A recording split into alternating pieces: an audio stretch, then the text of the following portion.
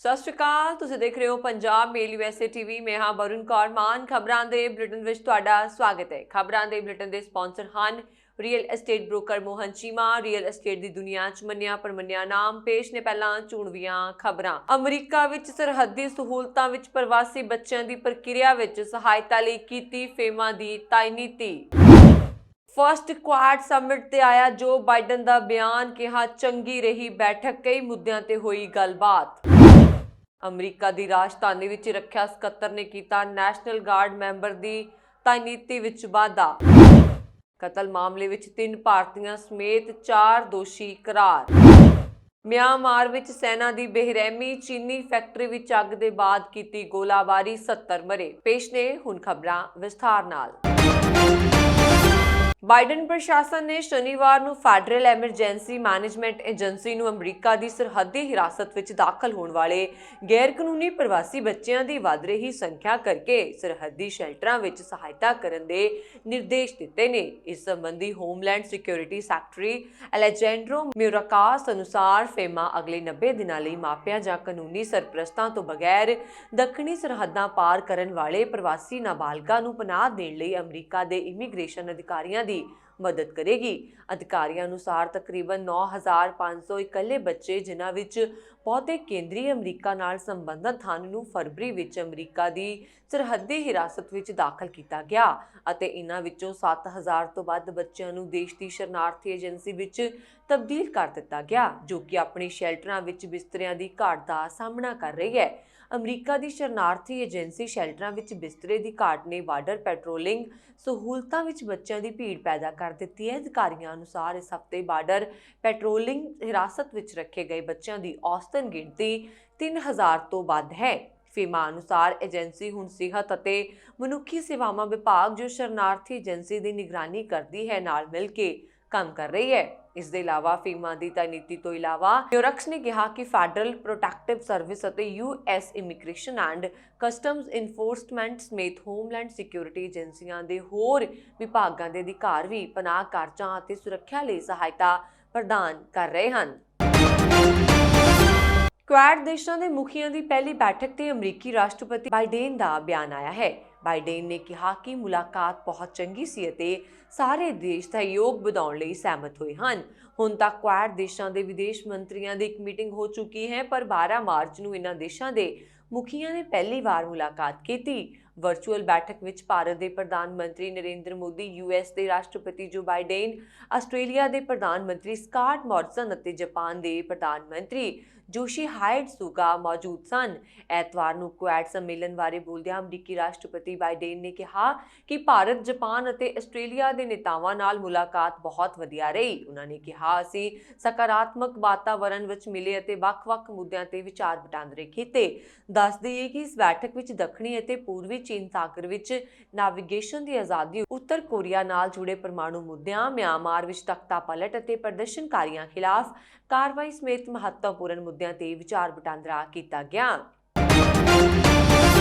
America ਦੇ ਰੱਖਿਆ ਸਕੱਤਰ ਨੇ 23 ਮਈ ਤੱਕ ਦੇਸ਼ ਦੀ ਕੈਪੀਟਲ ਵਿੱਚ ਨੈਸ਼ਨਲ ਗਾਰਡ ਦੇ ਸੁਰੱਖਿਆ ਮਿਸ਼ਨ ਨੂੰ ਵਧਾ ਦਿੱਤਾ ਹੈ। ਦੇਸ਼ ਦੀ ਰਾਜਧਾਨੀ ਵਾਸ਼ਿੰਗਟਨ DC ਨੂੰ ਨੈਸ਼ਨਲ ਗਾਰਡ ਮੈਂਬਰਾਂ ਦੁਆਰਾ ਸੁਰੱਖਿਅਤ ਕਰਨ ਵਿੱਚ ਮਦਦ ਕਰਨ ਦੇ ਮਿਸ਼ਨ ਦੀ ਮਿਆਦ ਸ਼ੁੱਕਰਵਾਰ ਨੂੰ ਖਤਮ ਹੋਣੀ ਸੀ, ਜਿਸ ਕਰਕੇ ਕੈਪੀਟਲ ਪੁਲਿਸ ਨੇ ਪਿਛਲੇ ਹਫ਼ਤੇ ਇਸ ਮਿਸ਼ਨ ਦੀ ਮਿਆਦ ਵਿੱਚ 60 ਦਿਨਾਂ ਦਾ ਵਾਧਾ ਕਰਨ ਦੀ ਬੇਨਤੀ ਕੀਤੀ ਗਈ ਸੀ। ਰੱਖਿਆ ਵਿਭਾਗ ਦੇ ਇੱਕ ਬਿਆਨ ਅਨੁਸਾਰ ਹੁਣ 2300 ਦੇ ਕਰੀਬ national guard member capital police ਨਾਲ ਵਧੀ ਹੋਈ ਮਿਆਦ ਤੱਕ ਕੰਮ ਕਰਨਾ ਜਾਰੀ ਰੱਖਣਗੇ। 20 ਜਨਵਰੀ ਦੇ ਰਾਸ਼ਟਰਪਤੀ ਸਹੁੰ ਚੁੱਕ ਸਮਾਗਮ ਸਮੇਂ ਸੁਰੱਖਿਆ ਲਈ ਤਾਇਨਾਤ 25,000 ਸੈਨਿਕਾਂ ਵਿੱਚੋਂ ਇਸ ਸਮੇਂ 5,000 ਤੋਂ ਵੱਧ ਨੈਸ਼ਨਲ ਗਾਰਡ ਮੈਂਬਰ ਮੌਜੂਦ ਹਨ। ਪੈਂਟਾਗਨ ਦੇ ਪ੍ਰੈਸ ਸਕੱਤਰ ਜੌਹਨ ਕਿਰਬੀ ਨੇ ਇਸ ਮਿਸ਼ਨ ਲਈ ਨੈਸ਼ਨਲ ਗਾਰਡ ਦੇ ਸਹਿਯੋਗੀਆਂ ਲਈ ਧੰਨਵਾਦ ਕੀਤਾ ਹੈ। ਇਸ ਦੇ ਇਲਾਵਾ ਸੈਨਾ ਦੇ ਸੇਵਾ ਮੁਕਤ ਲੈਫਟੀਨੈਂਟ ਜਨਰਲ ਰਸਲ ਹੋਨਰ ਦੁਆਰਾ 6 ਜਨਵਰੀ ਨੂੰ ਹੋਏ ਹਮਲੇ ਤੋਂ ਬਾਅਦ ਕੈਪੀਟਲ ਦੀ ਸੁਰੱਖਿਆ ਦਾ ਅਧਿਐਨ ਜਾਰੀ ਕੀਤਾ ਗਿਆ, ਜਿਸ ਅਨੁਸਾਰ ਕਾਂਗਰਸ ਨੂੰ ਵਿਭਾਗ ਦੇ ਉੱਚ ਪੱਧਰਾਂ ਨੂੰ ਸੁਰੱਖਿਆ ਦੇਣ ਲਈ ਹੋਰ ਕੈਪੀਟਲ ਪੁਲਿਸ ਅਧਿਕਾਰੀਆਂ ਦੀ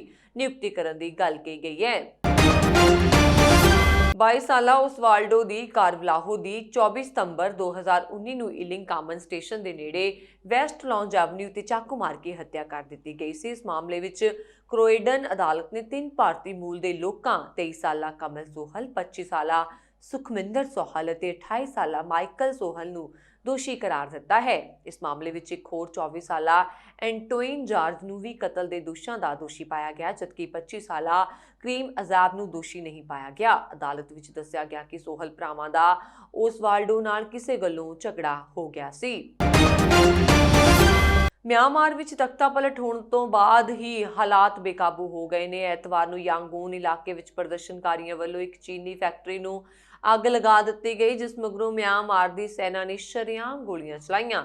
ਇਸ ਗੋਲਾਬਾਰੀ ਵਿੱਚ 51 ਪ੍ਰਦਰਸ਼ਨਕਾਰੀਆਂ ਦੀ ਮੌਤ ਹੋ ਗਈ। ਬੀਤੇ 6 ਹਫ਼ਤਿਆਂ ਤੋਂ ਜਾਰੀ ਪ੍ਰਦਰਸ਼ਨ ਦਾ ਇਹ ਹੁਣ ਤੱਕ ਦੀ ਸਭ ਤੋਂ ਖਤਰਨਾਕ ਕਾਰਵਾਈ ਰਹੀ। ਮਿਆਂਮਾਰ ਵਿੱਚ ਸੱਤਾਧਾਰੀ ਜੰਟਾਂ ਨੇ ਦੇਸ਼ ਦੇ ਸਭ ਤੋਂ ਵੱਡੇ ਸ਼ਹਿਰ यांगून ਦੇ ਕਈ ਹਿੱਸਿਆਂ ਵਿੱਚ ਮਾਰਸ਼ਲ ਕਾਨੂੰਨ ਲਾਗੂ ਕਰਨ ਦੀ ਘੋਸ਼ਣਾ ਕੀਤੀ ਹੈ। यांगून ਦੀ ਗੋਲਾਬਾਰੀ ਵਿੱਚ 51 ਲੋਕਾਂ ਦੀ ਜਾਨ ਗਈ ਤਾਂ ਉਸ ਨਾਲ ਵੱਖ-ਵੱਖ ਸ਼ਹਿਰਾਂ ਵਿੱਚ ਵੀ 19 ਲੋਕ ਐਤਵਾਰ ਨੂੰ ਹੀ ਆਪਣੀ ਜਾਨ ਗਵਾ ਬੈਠੇ। ਮਿਆਂਮਾਰ ਦੇ ਇੱਕ ਸੰਗਠਨ ਮੁਤਾਬਕ ਹੁਣ ਤੱਕ ਦੇ ਪ੍ਰਦਰਸ਼ਨ ਵਿੱਚ ਮਾਰੇ ਗਏ ਲੋਕਾਂ ਦੀ ਗਿਣਤੀ 125 ਦਾ ਅੰਕੜਾ ਪਾਰ ਕਰ ਚੁੱਕੀ ਹੈ। ਮਾਹਿਰਾਂ ਦੀ ਮੰਨੀਏ ਤਾਂ ਹਾਲੇ ਮਿਆਂਮਾਰ ਵਿੱਚ ਪ੍ਰਦਰਸ਼ਨਕਾਰੀਆਂ ਦੀ ਮੌਤ ਦਾ ਅੰਕੜਾ ਵੱਧ ਸਕਦਾ ਹੈ, ਕਿਉਂਕਿ ਹਾਲੇ ਵੀ ਕਈ ਥਾਵਾਂ ਅਜਿਹੀਆਂ ਨੇ ਜਿੱਥੇ ਲਾਸ਼ਾਂ ਪਈਆਂ ਨੇ ਪਰ ਉਹਨਾਂ ਨੂੰ ਚੁੱਕਿਆ ਨਹੀਂ ਗਿਆ। ਮਿਆਂਮਾਰ ਵਿੱਚ ਜਾਰੀ ਇਸ ਖੂਨੀ ਖੇਡ ਨੂੰ ਲੈ ਕੇ ਦੁਨੀਆ ਲਗਾਤਾਰ ਚਿੰਤਾ ਵਿੱਚ ਹੈ। ਐਤਵਾਰ ਨੂੰ ਘਟਨਾ ਦੇ ਬਾਅਦ ਬ੍ਰਿਟਿਸ਼ ਸਰਕਾਰ ਨੇ ਚਿੰਤਾ ਜ਼ਾਹਿਰ ਕੀਤੀ ਤਾਂ ਉੱਥੇ ਸੰਯੁਕਤ ਰਾਸ਼ਟਰ ਵੱਲੋਂ ਵੀ ਅਪੀਲ ਕੀਤੀ ਗਈ ਹੈ ਕਿ ਮਿਆਂਮਾਰ ਦੀ ਸੈਨਾ ਨੂੰ ਤੁਰੰਤ ਸੱਤਾ ਵਾਪਸ ਚੁਣੀ ਗਈ ਸਰਕਾਰ ਨੂੰ ਸੌਂਪ ਦੇਣੀ ਚਾਹੀਦੀ ਹੈ। ਤੁਹਾਡੀ ਜਾਣਕਾਰੀ ਲਈ ਦੱਸ ਦਈਏ ਕਿ ਮਿਆਂਮਾਰ ਵਿੱਚ 1 ਫਰਵਰੀ ਨੂੰ ਸੈਨਾ ਨੇ ਤਖਤਾ ਪਲਟ ਕਰ ਦਿੱਤਾ ਸੀ ਅਤੇ ਮਿਆਂਮਾਰ ਦੀ ਚੁਣੀ ਗਈ ਸਰਕਾਰ ਨੂੰ ਸੱਤਾ ਤੋਂ ਬੇਦਖਲ ਕਰ ਦਿੱਤਾ। ਆਂਗ ਸਾਨ ਸੂ ਕੀ ਸਮੇਤ ਕਈ ਵੱਡੇ ਨੇਤਾਵਾਂ ਨੂੰ ਜੇਲ੍ਹ ਭੇਜ ਦਿੱਤਾ ਗਿਆ ਅਤੇ ਉਹਨਾਂ ਦੀ ਆਵਾਜ਼ ਦਬਾ ਦਿੱਤੀ ਗਈ। ਇਸ ਮਗਰੋਂ ਮਿਆਂਮਾਰ ਦੀਆਂ ਸੜਕਾਂ ਤੇ ਪ੍ਰਦਰਸ਼ਨ ਹੋ ਰਹੇ ਨੇ ਅਤੇ ਲੋਕ ਆਂਗ ਸਾਨ ਸੂ ਕੀ ਦੀ ਰਿਹਾਈ ਦੀ ਮੰਗ ਕਰ ਰਹੇ ਨੇ। ਭਾਵੇਂ ਕਿ ਬੀਤੇ ਕੁਝ ਦਿਨਾਂ ਵਿੱਚ ਸੈਨਾ ਨੇ ਹਮਲਾਵਰ ਰਵੱਈਆ ਅਪਣਾਇਆ ਹੋਇਆ ਹੈ ਅਤੇ ਪ੍ਰਦਰਸ਼ਨਕਾਰੀਆਂ ਤੇ ਸ਼ਰੇਆਮ ਗੋਲੀਆਂ ਚਲਾਈਆਂ ਜਾ ਰਹੀਆਂ ਨੇ, ਨਾਲ ਹੀ ਸੋਸ਼ਲ ਮੀਡੀਆ ਤੇ ਇਤਰਾਜ਼ਯੋਗ ਪੋਸਟ ਕੀਤੇ ਜਾਣ ਤੇ ਵੀ ਕਾਰਵਾਈ ਕੀਤੀ ਜਾ ਰਹੀ ਹੈ। ਜਾਣਕਾਰੀ ਮੁਤਾਬਕ ਮਿਆਂਮਾਰ ਦੇ ਪ੍ਰਦਰਸ਼ਨ ਵਿੱਚ ਹੁਣ ਤੱਕ ਕੁੱਲ 2156 ਲੋਕਾਂ ਦੀ ਗ੍ਰਿਫਤਾਰੀ ਹੋ ਚੁੱਕੀ ਹੈ। ਅਮਰੀਕਾ ਵਿੱਚ ਇਸ ਹਫ਼ਤੇ ਦੇ ਅੰਤ ਵਿੱਚ ਇੱਕ ਵੱਡਾ ਤੂਫਾਨ ਦੇਸ਼ ਦੇ ਕੇਂਦਰੀ ਖੇਤਰਾਂ ਨੂੰ ਨਿਸ਼ਾਨਾ ਬਣਾ ਰਿਹਾ ਹੈ, ਜਿਸ ਦੇ ਤਹਿਤ ਰੌਕੀਜ਼ ਅਤੇ ਉੱਚ ਮੈਦਾਨਾਂ ਵਿੱਚ ਬਰਫੀਲੇ ਤੂਫਾਨ ਦੀ ਭਵਿੱਖਬਾਣੀ ਕੀਤੀ ਗਈ ਹੈ। ਇਸ ਦੇ ਇਲਾਵਾ ਕੇਂਦਰੀ ਅਤੇ ਦੱਖਣੀ ਮੈਦਾਨੀ ਇਲਾਕਿਆਂ ਵਿੱਚ ਵੀ ਤੇਜ਼ ਤੂਫਾਨ ਆਉਣ ਦੀ ਸੰਭਾਵਨਾ ਹੈ। ਰਾਸ਼ਟਰੀ ਮੌਸਮ ਸੇਵਾ ਅਨੁਸਾਰ ਸ਼ਨੀਵਾਰ ਦੁਪਹਿਰ ਨੂੰ ਟੈਕਸਾਸ ਦੇ ਐਮਰੀਲੋ ਦੇ ਦੱਖਣ ਪੂਰਬ ਵਿੱਚ ਤੂਫਾਨਾਂ ਦੇ ਦਸਤਕ ਦਿੱਤੀ ਹੈ। ਮਿਸੂਰੀ ਦੇ ਕੁਝ ਹਿੱਸਿਆਂ ਵਿੱਚ 3 ਇੰਚ ਤੋਂ ਜ਼ਿਆਦਾ ਬਾਰਿਸ਼ ਹੋਣ ਦੇ ਨਾਲ ਐਰੀਜ਼ੋਨਾ ਦੇ ਫਲੈਗਸਟਾਫ ਵਿੱਚ 1 ਫੁੱਟ ਤੋਂ ਜ਼ਿਆਦਾ ਬਰਫ਼ਬਾਰੀ ਹੈ। ਮੌਸਮ ਵਿਭਾਗ ਦੁਆਰਾ ਨਿਵਾਡਾ ਤੋਂ ਕੈਂਟਕੀ ਤੱਕ ਮੌਸਮ ਦੀ ਚੇਤਾਵਨੀ ਜਾਰੀ ਕੀਤੀ ਗਈ ਹੈ। ਵਾਰਮਿੰਗ ਅਤੇ ਨਿਬਾਰਸਕਾ ਦੇ ਹਿੱਸਿਆਂ ਲਈ ਬਰਫ਼ਬਾਰੀ ਚੇਤਾਵਨੀ ਜਾਰੀ ਕੀਤੀ ਗਈ ਹੈ ਅਤੇ ਓਕਲਾਹੋਮਾ ਦੇ ਕੁਝ ਹਿੱਸਿਆਂ ਦੇ ਨੀ ਪੱਛਮੀ ਕੈਂਟਕੀ ਲਈ ਵੀ ਹੜ੍ਹਾਂ ਦੀ ਚੇਤਾਵਨੀ ਜਾਰੀ ਕੀਤੀ ਗਈ ਹੈ। ਸ਼ਨੀਵਾਰ ਦੁਪਹਿਰ ਤੱਕ ਸਾਲਟ ਲੇਕ ਸਿਟੀ ਦੇ ਬਾਹਰ ਅੱਧੇ ਫੁੱਟ ਤੋਂ ਵੱਧ ਬਰਫ਼ ਪੈਣ ਦੀ ਖਬਰ ਮਿਲੀ ਹੈ ਤੇ ਪਿਛਲੇ 24 ਘੰਟਿਆਂ ਦੌਰਾਨ ਫਿਲਗਸਟਾਫ ਐਰੀਜ਼ੋਨਾ ਦੇ ਪੱਛਮ ਵੱਲ ਵੀ ਵੱਧ ਬਰਫ਼ਬਾਰੀ ਹੋਈ ਹੈ। ਇਸ ਤੋਂ ਇਲਾਵਾ ਪੂਰਬੀ ਓਕਲਾਹੋਮਾ ਦੇ ਕੁਝ ਹਿੱਸਿਆਂ ਵਿੱਚ ਅਤੇ ਦੱਖਣੀ ਮਿਸੂਰੀ ਵਿੱਚ ਪ੍ਰਤੀ ਘੰਟਾ 1.5 ਇੰਚ ਤੋਂ ਵੱਧ ਬਾਰਿਸ਼ ਸੰਭਵ ਹੈ। ਮੌਸਮ ਵਿਭਾਗ ਅਨੁਸਾਰ ਟੈਕਸਾਸ ਦੇ ਪੈਨਹੈਂਡਲ ਅਤੇ ਓਕਲਾਹੋਮਾ ਵਿੱਚ ਤੇਜ਼ ਤੂਫਾਨ ਆਉਣ ਦੀ ਸੰਭਾਵਨਾ ਸ਼ਾਮਲ ਹੈ। ਐਤਵਾਰ ਤੱਕ ਭਾਰੀ ਬਾਰਿਸ਼ ਜ਼ਿਆਦਾਤਰ ਮੈਦਾਨੀ ਇਲਾਕਿਆਂ ਵਿੱਚ ਫੈਲ ਜਾਵੇਗੀ, ਜਦੋਂ ਕਿ ਡੇਨਵਰ ਅਤੇ ਚੀਅਨ ਬੋਮਿੰਗ ਭਾਰੀ ਬਰਫ਼ਬਾਰੀ ਵਿੱਚ ਰਹਿਣਗੇ। ਇਹ ਤੂਫਾਨ ਐਤਵਾਰ ਰਾਤ ਤੱਕ ਪੂਰਬ ਵੱਲ ਵਧੇਗਾ। ਇਸ ਦੌਰਾਨ ਭਾਰੀ ਬਰਫ਼ ਉੱਤਰੀ ਮੈਦਾਨੀ ਇਲਾਕਿਆਂ ਦੇ ਕੁਝ ਹਿੱਸਿਆਂ ਵਿੱਚ ਫੈਲ ਜਾਵੇਗੀ ਅਤੇ ਮਿਡ ਵੈਸਟ ਵੱਲ ਵਧੇਗੀ। ਡੇਨਵਰ ਵਿੱਚ ਭਿਆਨਕ ਬਰਫੀਲੇ ਤੂਫਾਨ ਕਾਰਨ 2000 ਤੋਂ ਜ਼ਿਆਦਾ ਉਡਾਣਾਂ ਨੂੰ ਰੱਦ ਕੀਤਾ ਗਿਆ। ਰਾਸ਼ਟਰੀ ਮੌਸਮ ਸੇਵਾ ਨੇ ਸ਼ੀਤ ਤੂਫਾਨ ਦੀ ਚੇਤਾਵਨੀ ਜਾਰੀ ਕੀਤੀ ਅਤੇ ਕਿਹਾ ਕਿ ਸ਼ਨੀਵਾਰ ਦੁਪਹਿਰ ਤੋਂ ਸ਼ਨੀਵਾਰ ਰਾਤ ਤੱਕ ਡੇਨਵਰ ਵਿੱਚ 18 ਤੋਂ 24 ਇੰਚ ਬਰਫ਼ਬਾਰੀ ਹੋਣ ਅਤੇ ਚਟਾਨਾਂ ਡਿੱਗਣ ਦਾ ਖਦਸ਼ਾ ਹੈ। ਡੇਨਵਰ ਅੰਤਰਰਾਸ਼ਟਰੀ ਹਵਾਈ ਅੱਡੇ ਦੇ ਬੁਲਾਰੇ ਏਮਲੀ ਵਿਲੀਅਮਸ ਨੇ ਦੱਸਿਆ ਕਿ ਸ਼ਨੀਵਾਰ ਸਵੇਰੇ ਹਵਾਈ ਅੱਡੇ ਤੇ ਜ਼ਿਆਦਾ ਭੀੜ ਰਹੀ, ਪਰ ਦਿਨ ਵਿੱਚ ਕਰੀਬ 750 ਉਡਾਣਾਂ ਰੱਦ ਕੀਤੀਆਂ ਗਈਆਂ ਤੇ ਐਤਵਾਰ ਲਈ ਵੀ ਕਰੀਬ 1300 ਉਡਾਣਾਂ ਰੱਦ ਕੀਤੀਆਂ ਗਈਆਂ ਹਨ।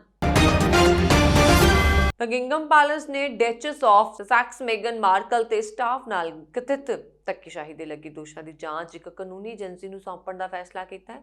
ਇਹ ਖੁਲਾਸਾ ਯੂਕੇ ਮੀਡੀਆ ਦੀਆਂ ਰਿਪੋਰਟਾਂ 'ਚ ਕੀਤਾ ਗਿਆ ਹੈ। ਮੇਗਨ ਤੇ ਦੋਸ਼ ਲਗਾਏ ਗਏ ਹਨ ਕਿ ਪ੍ਰਿੰਸ ਹੈਰੀ ਨਾਲ ਸ਼ਾਹੀ ਪਰਿਵਾਰ 'ਚ ਰਹਿੰਦੇ ਉਸ ਵੱਲੋਂ ਸਟਾਫ ਵੱਲੋਂ ਧਮਕਾਇਆ ਜਾਂਦਾ ਰਿਹਾ ਹੈ। ਇਸ ਤੋਂ ਪਹਿਲਾਂ ਇਸ ਮਹੀਨੇ ਸ਼ਾਹੀ ਮਹਿਲ ਵੱਲੋਂ ਪੁਸ਼ਟੀ ਕੀਤੀ ਗਈ ਸੀ ਕਿ ਦੋਸ਼ਾਂ ਦੀ ਜਾਂਚ ਕਰਵਾਏਗਾ।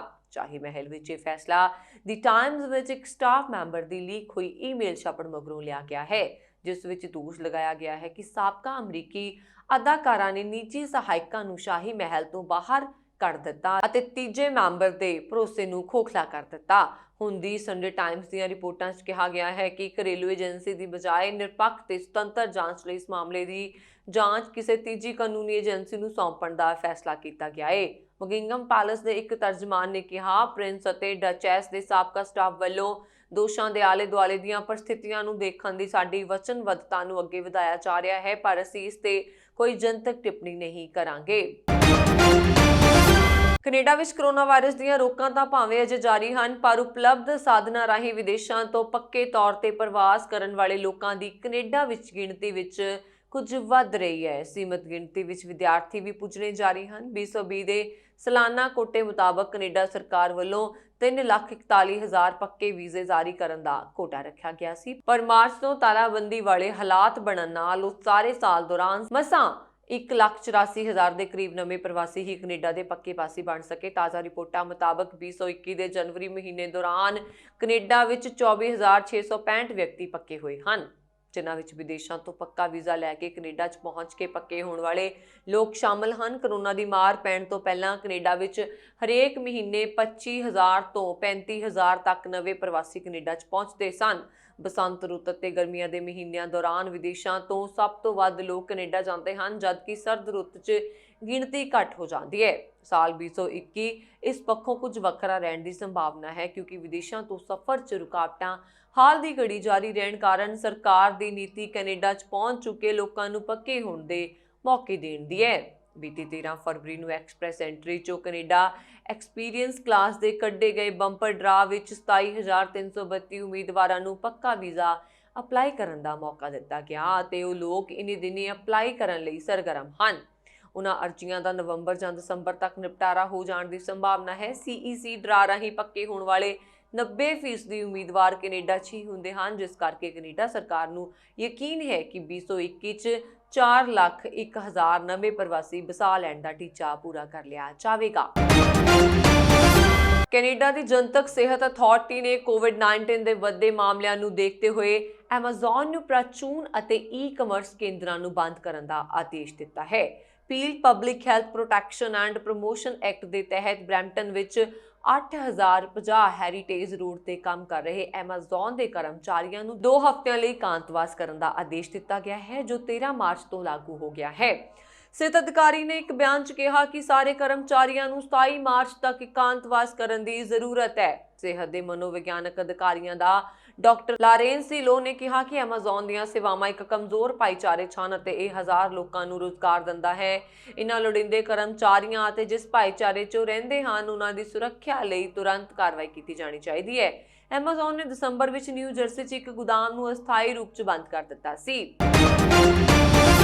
ਆਸਟ੍ਰੇਲੀਆ ਦੇ ਵਸਨੀਕਾਂ ਨੇ ਸੋਮਵਾਰ ਨੂੰ ਬੀਬੀਆਂ ਲਈ ਨਿਆਂ ਕਾਰਜ ਸਥਲਾਂ ਵਿੱਚ ਉਹਨਾਂ ਨਾਲ ਸਖਤ ਵਿਵਹਾਰ ਅਤੇ ਖਤਰਾ ਘੱਟ ਕਰਨ ਦੀ ਮੰਗ ਨੂੰ ਲੈ ਕੇ ਰਾਜਧਾਨੀ ਕੈਨਬਰਾ ਅਤੇ ਹੋਰ ਸ਼ਹਿਰਾਂ ਵਿੱਚ ਪ੍ਰਦਰਸ਼ਨ ਕੀਤਾ। ਇਹ ਪ੍ਰਦਰਸ਼ਨ ਸ਼ੋਸ਼ਣ ਦੇ 2 ਦੇਸ਼ਾਂ ਦੇ ਬਾਅਦ ਉੱਠੇ ਵਿਵਾਦ ਦੀ ਪਿੱਠਭੂਮੀ ਵਿੱਚ ਹੋਏ। ਰਾਜਧਾਨੀ ਕੈਨਬਰਾ ਵਿੱਚ ਸੰਸਦ ਭਵਨ ਸਾਹਮਣੇ ਸੈਂਕੜੇ ਦੀ ਗਿਣਤੀ ਵਿੱਚ ਲੋਕਾਂ ਨੇ ਪ੍ਰਦਰਸ਼ਨ ਕੀਤਾ। ਉਹਨਾਂ ਨੇ ਹੱਥਾਂ ਵਿੱਚ ਤਖਤੀਆਂ ਸਨ, ਜਿਨ੍ਹਾਂ ਤੇ ਲਿਖਿਆ ਸੀ ਬੀਬੀਆਂ ਲਈ ਨਿਆਂ ਅਤੇ ਪੁਰਸ਼ ਆਪਣਾ ਅਪਰਾਧ ਸਵੀਕਾਰ ਕਰਨ। ਇਹਨਾਂ ਪ੍ਰਦਰਸ਼ਨਕਾਰੀਆਂ ਵਿੱਚ ਜ਼ਿਆਦਾਤਰ ਬੀਬੀਆਂ ਸਨ ਅਤੇ ਉਹਨਾਂ ਨੇ ਵਿਰੋਧ ਵਜੋਂ ਕਾਲੇ ਕੱਪੜੇ ਪਹਿਨੇ ਹੋਏ ਸੀ। ਭਾਵੇਂ ਕਿ ਪ੍ਰਦਰਸ਼ਨਕਾਰੀਆਂ ਨੂੰ ਸੰਬੋਧਨ ਕਰਨ ਦੀ ਮੰਗ ਨੂੰ ਪ੍ਰਧਾਨ ਮੰਤਰੀ ਸਕਾਟ ਮੋਰਿਸਨ ਨੇ ਅਸਵੀਕਾਰ ਕਰ ਦਿੱਤਾ, ਪਰ ਉਹ ਪ੍ਰਦਰਸ਼ਨਕਾਰੀਆਂ ਦੇ ਵਫਦ ਨਾਲ ਆਪਣੇ ਦਫ਼ਤਰ ਵਿੱਚ ਮੁਲਾਕਾਤ ਕਰਨ ਲਈ ਸਹਿਮਤ ਹੋ ਗਏ। ਫਿਲਹਾਲ ਇਹ ਮੁਲਾਕਾਤ ਨਹੀਂ ਹੋਈ। ਦਰਸ਼ਨ ਦੀ ਇੱਕ ਆਯੋਜਕ ਜੈਨਿਨ ਹੈਂਡਰਾਈ ਨੇ ਕਿਹਾ, ਅਸੀਂ ਪਹਿਲਾਂ ਹੀ ਤੁਹਾਡੇ ਦਰਵਾਜ਼ੇ ਤੇ ਆ ਗਏ ਹਾਂ, ਹੁਣ ਸਰਕਾਰ ਤੇ ਨਿਰਭਰ ਹੈ ਕਿ ਉਹ ਗੱਲਬਾਤ ਲਈ ਸਾਡੇ ਕੋਲ ਆਏ। ਉਹਨਾਂ ਨੇ ਕਿਹਾ, ਅਸੀਂ ਬੰਦ ਕਮਰੇ ਵਿੱਚ ਬੈਠਕ ਨਹੀਂ ਕਰਨਾ ਚਾਹੁੰਦੇ ਹਾਂ। ਜ਼ਿਕਰਯੋਗ ਹੈ ਕਿ ਮੋਰਿਸਨ ਨੇ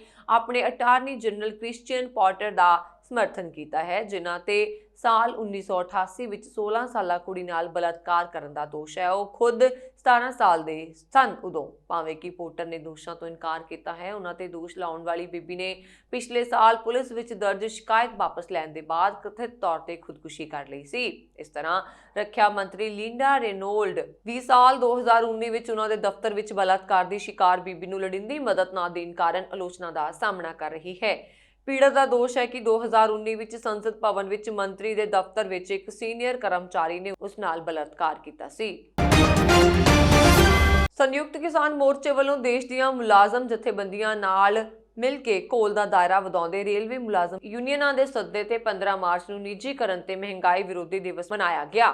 ਕ੍ਰਾਂਤੀਕਾਰੀ ਕਿਸਾਨ ਯੂਨੀਅਨ ਦੇ ਪ੍ਰਧਾਨ ਡਾਕਟਰ ਦਰਸ਼ਨਪਾਲ ਨੇ ਦੱਸਿਆ ਕਿ ਪ੍ਰਧਾਨ ਮੰਤਰੀ ਨਰਿੰਦਰ ਮੋਦੀ ਦੇ ਨਾਂ ਐਸਡੀਐਮਸ ਜਾਂ ਤੇ ਡਿਪਟੀ ਕਮਿਸ਼ਨਰਾਂ ਨੂੰ ਟ੍ਰੇਡ ਯੂਨੀਅਨਾਂ ਤੇ ਕਿਸਾਨ ਜਥੇਬੰਦੀਆਂ ਨੇ ਮੰਗ ਪੱਤਰ ਸੌਂਪੇ, ਜਿਸ ਵਿੱਚ ਖੇਤੀ ਕਾਨੂੰਨ ਰੱਦ ਕਰਨ, ਪੈਟਰੋਲ ਡੀਜ਼ਲ ਤੇ ਰਸੋਈ ਗੈਸ ਦੀਆਂ ਕੀਮਤਾਂ ਘਟਾਉਣ ਦੀ ਮੰਗ ਕੀਤੀ ਗਈ। ਡਾਕਟਰ ਦਰਸ਼ਨਪਾਲ ਨੇ ਦੱਸਿਆ ਕਿ ਪੰਜਾਬ ਦੀਆਂ 32 ਕਿਸਾਨ ਜਥੇਬੰਦੀਆਂ ਦੀ ਮੀਟਿੰਗ ਵਿੱਚ ਫੈਸਲਾ ਲਿਆ ਗਿਆ ਕਿ ਪ੍ਰਦਰਸ਼ਨਕਾਰੀਆਂ ਵੱਲੋਂ ਮੋਰਚਿਆਂ ਨਾਲ ਸੰਬੰਧਿਤ ਥਾਵਾਂ ਤੇ ਕੋਈ ਪੱਕੇ ਮਕਾਨ ਨਹੀਂ ਬਣਾਏ ਜਾਣਗੇ। ਫੈਸਲਾ ਸਿੰਘੂ ਤੇ ਟਿਕਰੀ ਹੱਦ ਤੇ ਕੁਝ ਕਿਸਾਨਾਂ ਵੱਲੋਂ ਪੱਕੇ ਕਮਰਿਆਂ ਦੀ ਉਸਾਰੀ ਕਰਨ ਮਗਰੋਂ ਲਿਆ ਗਿਆ। ਚੇਤੇ ਰਹੇ ਸੋਨੀਪਤ ਦੀ ਜ਼ਿਲ੍ਹਾ ਪੁਲਿਸ ਵੱਲੋਂ ਅਣਪਛਾਤੇ ਕਿਸਾਨਾਂ ਖਿਲਾਫ ਕੌਮੀ ਮਾਰਗ ਦੀ ਜ਼ਮੀਨ ਉੱਪਰ ਉਸਾਰੀਆਂ ਕਰਨ ਦਾ ਮਾਮਲਾ ਦਰਜ ਕਰ ਲਿਆ ਗਿਆ ਹੈ। ਕਿਸਾਨਾਂ ਨੇ ਟਿਕਰੀ ਤੇ ਸਿੰਘੂ ਹੱਦ ਤੇ ਇੱਟਾਂ ਵਾਲੇ ਮਕਾਨ ਬਣਾਉਣੇ ਸ਼ੁਰੂ ਕਰ ਦਿੱਤੇ ਨੇ। ਕਿਸਾਨ ਆਗੂ ਮੁਤਾਬਕ ਲਾਲ ਕਿਲੇ ਦੀ ਘਟਨਾ ਨਾਲ ਸੰਬੰਧਿਤ ਕੇਸਾਂ ਤੋਂ ਇਲਾਵਾ ਵੱਖ-ਵੱਖ ਮਾਮਲਿਆਂ ਵਿੱਚ ਵੱਖ-ਵੱਖ FIRs ਵਿੱਚ ਗ੍ਰਿਫਤਾਰ 151 ਕਿਸਾਨਾਂ ਵਿੱਚੋਂ 147 ਹੁਣ ਤੱਕ ਜ਼ਮਾਨਤ ਤੇ ਰਿਹਾ ਹੋ ਚੁੱਕੇ ਨੇ। ਪੰਜਾਬ ਤੋਂ 3 ਅਤੇ ਹਰਿਆਣਾ ਤੋਂ 1 ਕਿਸਾਨ ਜ਼ਮਾਨਤ ਦੀ ਉਡੀਕ ਛਨ।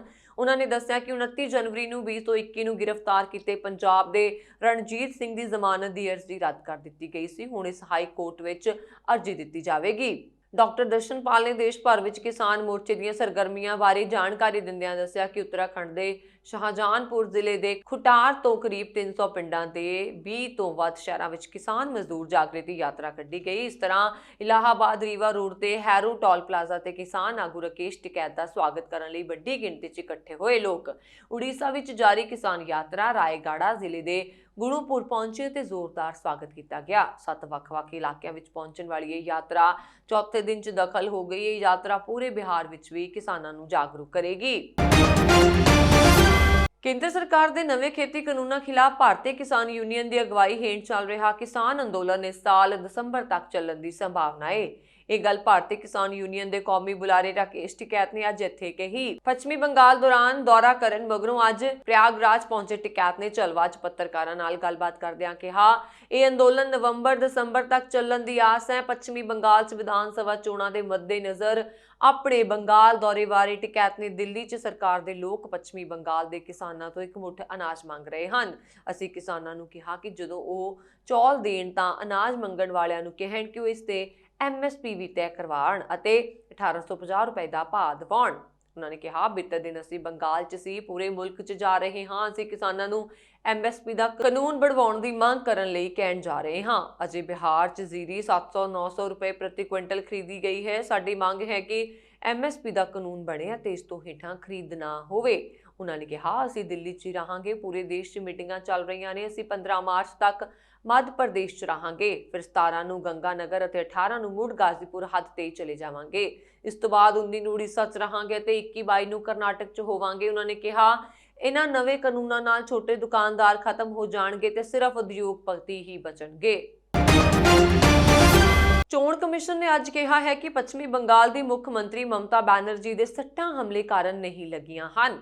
ਕਮਿਸ਼ਨ ਨੇ ਬੈਨਰਜੀ ਦੇ ਫੱਟੜ ਹੋਣ ਪਿੱਛੇ ਕਿਸੇ ਸੋਚੀ ਸਮਝੀ ਸਾਜ਼ਿਸ਼ ਤਹਿਤ ਹਮਲਾ ਹੋਣ ਤੋਂ ਇਨਕਾਰ ਕੀਤਾ ਹੈ। ਚੋਣ ਕਮਿਸ਼ਨ ਨੇ ਸੰਕੇਤ ਕੀਤਾ ਹੈ ਕਿ ਮੁੱਖ ਮੰਤਰੀ ਨੂੰ ਲੱਗੀਆਂ ਸੱਟਾਂ ਸੁਰੱਖਿਆ 'ਚ ਅਣਗਹਿਲੀ ਦਾ ਨਤੀਜਾ ਨੇ। ਜ਼ਿਕਰਯੋਗ ਹੈ ਕਿ ਪੱਛਮੀ ਬੰਗਾਲ ਦੇ ਨੰਦੀਗ੍ਰਾਮ ਵਿੱਚ ਚੋਣ ਪ੍ਰਚਾਰ ਦੌਰਾਨ ਮਮਤਾ ਨੂੰ ਲੱਗੀ ਸੱਟ ਬਾਰੇ ਰਾਜ ਸਰਕਾਰ ਦੇ ਵਿਸ਼ੇਸ਼ ਚੋਣ ਨਿਗਰਾਨਾਂ ਨੇ ਕਮਿਸ਼ਨ ਨੂੰ ਰਿਪੋਰਟ ਸੌਂਪੀ ਸੀ। ਕਮਿਸ਼ਨ ਨੇ ਕਿਹਾ ਕਿ ਪਹਿਲੀ ਨਜ਼ਰੇ ਇਹ ਸਾਹਮਣੇ ਆਇਆ ਹੈ ਕਿ ਬੈਨਰਜੀ ਦੇ ਸੱਟ ਉਸ ਤੇ ਸੁਰੱਖਿਆ ਇੰਚਾਰਜ ਵੱਲੋਂ ਅਣਗਹਿਲੀ ਵਰਤਨ ਕਾਰਨ ਲੱਗੀ ਹੈ। ਰਿਪੋਰਟ ਦੇ ਆਧਾਰ ਤੇ ਚੋਣ ਕਮਿਸ਼ਨ ਹਦਾਇਤਾਂ ਜਾਰੀ ਕਰੇਗਾ। ਸੂਤਰਾਂ ਮੁਤਾਬਕ ਸਟਾਰ ਪ੍ਰਚਾਰਕ ਹੋਣ ਦੇ ਬਾਵਜੂਦ ਬੈਨਰਜੀ ਬੁਲੇਟ ਪ੍ਰੂਫ ਜਾਂ ਵਿਸ਼ੇਸ਼ ਸਹੂਲਤਾਂ ਨਾਲ ਲੈਸ ਵਾਹਨ ਨਹੀਂ ਵਰਤ ਰਹੀ ਸੀ ਤੇ ਗਲਤੀ ਮੁੱਖ ਮੰਤਰੀ ਦੀ ਸੁਰੱਖਿਆ ਲਈ ਜ਼ਿੰਮੇਵਾਰ ਲੋਕਾਂ ਵੱਲੋਂ ਕੀਤੀ ਗਈ ਹੈ। ਵਿਸ਼ੇਸ਼ ਚੋਣ ਨਿਗਰਾਨਾਂ ਅਜੇ ਨਾਇਕ ਤੇ ਵਿਵੇਕ ਦੂਬੇ ਦੀ ਰਿਪੋਰਟ ਮੁਤਾਬਕ ਮਮਤਾ ਜਦ ਆਮ ਵਾਹਨ ਵਿੱਚ ਸੀ ਤਾਂ ਉਸ ਦਾ ਸਿਕਿਉਰਿਟੀ ਡਾਇਰੈਕਟਰ ਵਿਵੇਕ ਸਹਾਇ ਬੁਲੇਟ ਪ੍ਰੂਫ ਕਾਰ ਵਿੱਚ ਸੀ। ਉਸ ਵੇਲੇ ਇਹ ਘਟਨਾ ਵਾਪਰ ਗਈ। ਇਸ ਤੋਂ ਇਲਾਵਾ ਜਿੱਥੇ ਘਟਨਾ ਵਾਪਰੀ ਹੈ ਉਸ ਖੇਤਰ ਲਈ ਰਿਟਰਨਿੰਗ ਅਧਿਕਾਰੀ ਤੋਂ ਕੋਈ ਪ੍ਰਵਾਨਗੀ ਵੀ ਨਹੀਂ ਲਈ ਗਈ ਸੀ। ਇਸ ਲਈ ਚੋਣ ਕਮਿਸ਼ਨ ਉੱਥੇ ਕੋਈ ਵੀਡੀਓਗ੍ਰਾਫਰ ਜਾਂ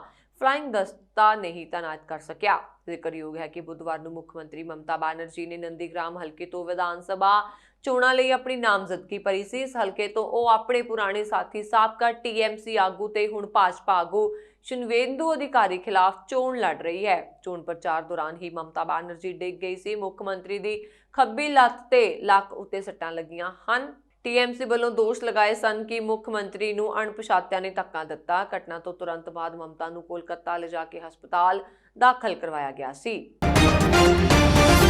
ਪਾਕਿਸਤਾਨ ਦੇ ਖੈਬਰ ਪਖਤੂਨਖਾਵਾ 'ਚ ਰਹਿਣ ਵਾਲੇ ਹਿੰਦੂ ਭਾਈਚਾਰੇ ਨੇ ਸੂਬੇ ਵਿੱਚ ਸਥਿਤ ਕਰੀਬ 1 ਸਦੀ ਪੁਰਾਣੇ ਮੰਦਿਰ 'ਚ ਭੰਨਤੋੜ ਕਰਨ ਅਤੇ ਉਸ 'ਚ ਅੱਗ ਲਾਉਣ ਵਾਲੀ ਭੀੜ ਨੂੰ ਮਾਫ ਕਰਨ ਦਾ ਫੈਸਲਾ ਕੀਤਾ ਹੈ। ਇਹ ਵਿਵਾਦ ਸੁਲਝਾਉਣ ਲਈ ਸਥਾਨਕ ਧਾਰਮਿਕ ਆਗੂਆਂ ਤੇ ਹਿੰਦੂ ਭਾਈਚਾਰੇ ਦੇ ਲੋਕਾਂ ਨੇ ਮੀਟਿੰਗ ਕੀਤੀ। ਗੈਰ ਰਸਮੀ ਤੌਰ ਤੇ ਜ਼ਿਰਗਾ ਕਹੀ ਜਾਣ ਵਾਲੀ ਮੀਟਿੰਗ 'ਚ ਦੋਸ਼ੀ ਨੇ ਹਮਲੇ ਅਤੇ ਸਾਲ 1997 ਵਿੱਚ ਵੀ ਅਜਿਹੀ ਘਟਨਾ ਅੰਜਾਮ ਦੇਣ ਲਈ ਮੁਆਫੀ ਮੰਗੀ। ਮੁਸਲਿਮ ਆਗੂਆਂ ਨੇ ਭਰੋਸਾ ਦਿੱਤਾ ਕਿ ਉਹ ਹਿੰਦੂਆਂ ਤੇ ਉਹਨਾਂ ਦੇ ਅਧਿਕਾਰਾਂ ਦੀ ਦੇਸ਼ ਦੇ ਸੰਵਿਧਾਨ ਅਨੁਸਾਰ ਰਾਖੀ ਕਰਨਗੇ।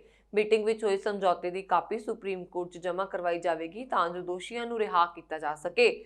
ਜ਼ਿਕਰਯੋਗ ਹੈ ਕਿ ਲੰਘੇ ਸਾਲ 30 ਦਸੰਬਰ ਨੂੰ ਸਥਾਨਕ ਮੌਲਵੀਆਂ ਤੇ ਕੱਟੜਪੰਥੀ ਪਾਰਟੀ ਜਮੀਅਤ ਉਲੇਮਾ-ਏ-ਇਸਲਾਮ ਦੇ ਮੈਂਬਰ ਦੀ ਅਗਵਾਈ ਹੇਠ ਭੀੜ ਨੇ ਖੈਬਰ ਪਖਤੂਨਖਾਵਾ ਸੂਬੇ ਦੇ ਕਰਕ ਜ਼ਿਲ੍ਹੇ ਸਥਿਤ ਟਿਆਰੇ ਪਿੰਡ 'ਚ ਬਣੇ ਮੰਦਿਰ ਤੇ ਉਸ ਨਾਲ ਲੱਗੀ ਸਮਾਧ ਦੀ ਭੰਨਤੋੜ ਕੀਤੀ ਅਤੇ ਅੱਗ ਲਗਾ ਦਿੱਤੀ। ਸਥਾਨਕ ਉਲੇਮਾ ਨਾਲ ਮੀਟਿੰਗ ਮਗਰੋਂ ਮੀਡੀਆ ਨੂੰ ਸੰਬੋਧਨ ਕਰਦਿਆਂ ਪਾਕਿਸਤਾਨ ਹਿੰਦੂ ਕੌਂਸਲ ਦੇ ਪ੍ਰਧਾਨ ਰਮੇਸ਼ ਕੁਮਾਰ ਨੇ ਕਿਹਾ ਕਿ ਇਸ ਘਟਨਾ ਨਾਲ ਦੁਨੀਆ ਭਰ 'ਚ ਹਿੰਦੂਆਂ ਦੀਆਂ ਭਾਵਨਾਵਾਂ ਨੂੰ ਠੇਸ ਪਹੁੰਚੀ ਹੈ। ਤਹਿਰੀਕ-ਏ-ਇਨਸਾਫ ਪਾਰਟੀ ਦੀ ਟਿਕਟ ਤੋਂ ਵਿਧਾਇਕ ਬਣੇ ਰਮੇਸ਼ ਕੁਮਾਰ ਨੇ ਕਿਹਾ ਕਿ ਖੈਬਰ ਪਖਤੂਨਖਾਵਾ ਦੇ ਮੁੱਖ ਮੰਤਰੀ ਮਹਿਮੂਦ ਖਾਨ ਦੀ ਪ੍ਰਧਾਨਗੀ ਹੇਠ ਜ਼ਿਰਗਾ ਦੀ ਕਾਰਵਾਈ ਵੀ ਹੋਈ ਹੈ। ਇਹ ਸਨ ਹੁਣ ਤੱਕ ਦੀਆਂ ਖਬਰਾਂ। ਮੈਨੂੰ ਬरुण ਕੌਰ ਮਾਨ ਨੂੰ ਦਿਓ ਆਗਿਆ।